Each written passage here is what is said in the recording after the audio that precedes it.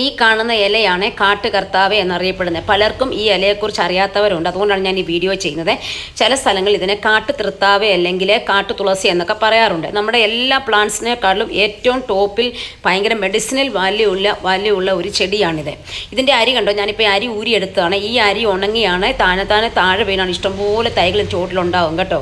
ഇതിന് ഒരുപാട് ഔഷധ ഗുണങ്ങളുള്ളത്. ഇത് നമ്മുടെ ചർമ്മത്തിൻ്റെ ചൊറിച്ചിലൊക്കെ മാറാനൊക്കെ വളരെ നല്ലതാണ്.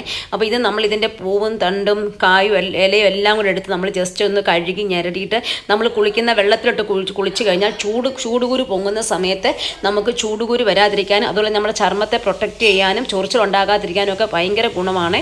അതുപോലെ തന്നെ ഇതിൻ്റെ കുറച്ച് ഇല എടുത്ത് നമ്മൾ കഴുകി റെഡിയാക്കി നമ്മളൊരു ജസ്റ്റ് ഒന്നിട്ട് വെള്ളത്തിൽ തിളപ്പിക്കുമ്പോൾ ആ തിളപ്പിച്ച വെള്ളം എടുത്ത് നമുക്ക് ആ വെള്ളം എടുത്ത് കൊച്ചു കുഞ്ഞുങ്ങളെ ഉണ്ടായിക്കഴിഞ്ഞ് കുറച്ച് 2 മാസം കഴിഞ്ഞ കുഞ്ഞുങ്ങളെ ഇതിട്ട് കുളിപ്പിക്കുകയാണെന്നുണ്ടെങ്കിൽ അവരുടെ ശരീരത്തിൽ ചൂടുകുരു ഒന്നും ഉണ്ടാകാതെ അവർ സ്കിന്നിനെ നന്നായിട്ട് പ്രൊട്ടക്റ്റ് ചെയ്യും.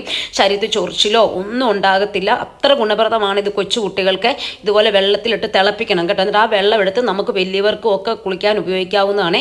പിന്നെ വല്ല കൊതുക് നമ്മുടെ വീട്ടിൽ ശല്യം ഉണ്ടെങ്കിൽ ഇതിൻ്റെ വലിയൊരു തണ്ടെടുത്തിട്ട് നമ്മൾ ഇലയോടുകൂടി എടുത്തിട്ട് നമ്മുടെ വീടിൻ്റെ വാതൊക്കെ കെട്ടി തൂക്കിയിട്ടാൽ മതി.